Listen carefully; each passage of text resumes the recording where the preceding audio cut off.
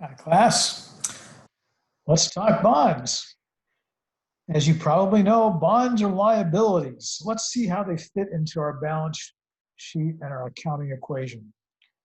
So you recall that bonds are over here as debt, current liability and long-term liabilities. Bonds are found in the long-term liabilities space. Total liabilities, debt to asset ratio, we're going to be analyzing and finding that, well, might have 70% debt and 30% equity. The more debt we have, the more obligations we have to pay interest. Equity, we don't have to pay dividends. That's kind of optional. But debt that we take and bonds that we take, we need to pay interest on the bonds that are issued. So that's an obligation that we incur. And sometimes for a startup, that gets to be a pretty heavy debt load and pretty heavy interest expense that have to be sent out. So that's the big picture of where bonds fit into things. Now, what happens when you issue a bond? Well, let's issue a $10 million bond. And we're going to state some terms here. It's a 10% annual interest rate. Always annual, you remember that. And it's a 20-year time frame. So what's going to happen?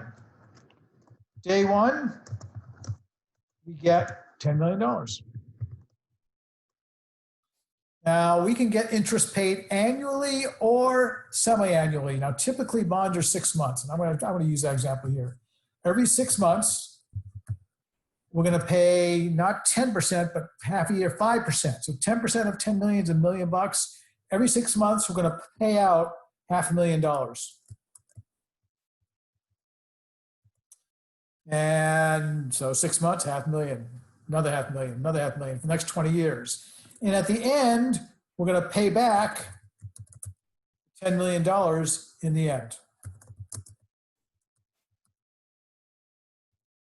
So what does that mean? Well, it means we borrowed the money, we paid it back, and while we had it, we paid $500,000 every 6 months or $1 million a year for the privilege of borrowing that money. So bottom line, what do? We pay 20 years, $1 million a year. So we pay $20 million in interest and $10 million in principal back. We got $10 million, and this is where that time value of money kicks in. Now we're going to talk about bond premium and bond discount. And what the heck does that mean? Well, think about it. If I have a bond that gets issued and I say I'm going to pay 10% rates. And usually it takes a month or two when the board of directors approves the bond issue and said, okay, 10% bond, we're going to issue those. But what happens to the interest rates? They fluctuate, they change, they're revolving. So let's say at the time of issuance, bonds are paying 11% typically. 11% interest typically would say, well, I've got 10%, I'm going to pay you, but if you go somewhere else, you get 11%. Which bond is more attractive to you? Well, the 11% bond. Why would I get a 10% bond when I can get 11%? I wouldn't give it to you. So if market rate is greater than or higher than stated rate, our stated rate of 10%, what's going to happen?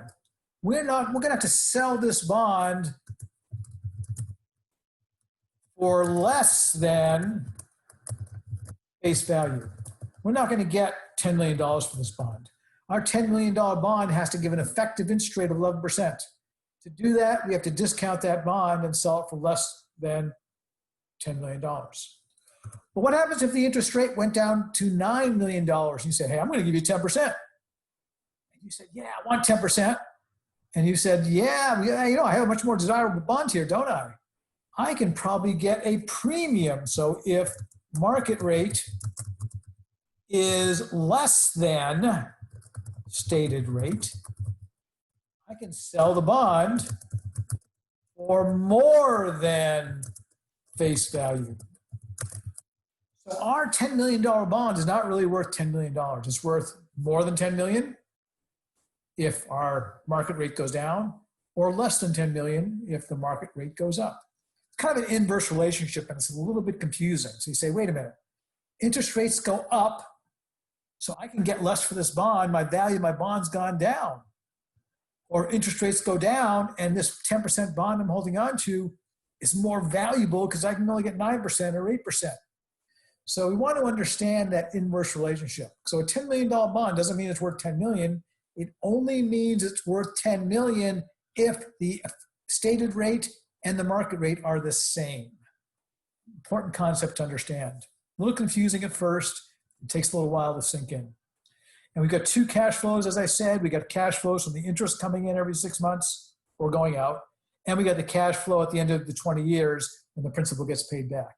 So if I gave somebody $10 million and they said, I'll pay you 10% a year, and then I'll pay you that $10 million back in the end of 20 years, that's our bond relationship. I would have gotten $20 million in interest for loaning out $10 million, and I would get my principal back.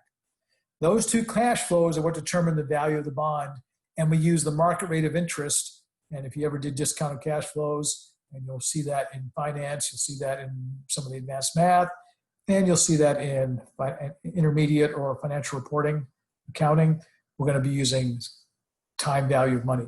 And that's key in understanding how bonds work. So let's go take a look at the bonds themselves. What's an advantage of a bond? Well, you don't lose your ownership interest. The profits are distributed to the owners. Interest is paid to the bondholders. So the profits, you get to keep them. Okay. Then comes the interest on the bonds. Yep, it's tax deductible. You get to pay the bond interest to whoever is, it's interest expense, to whoever you issued the bonds to.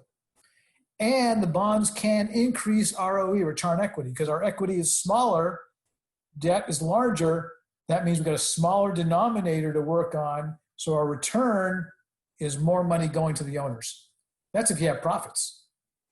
The downside is you're required to pay both periodic interest and par value. And with that, we can go ahead and have to, by obligation, pay the interest even if we don't have it.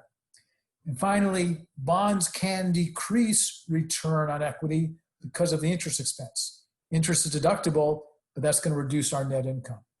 So that gives you a picture, a big picture of how debt and bonds work.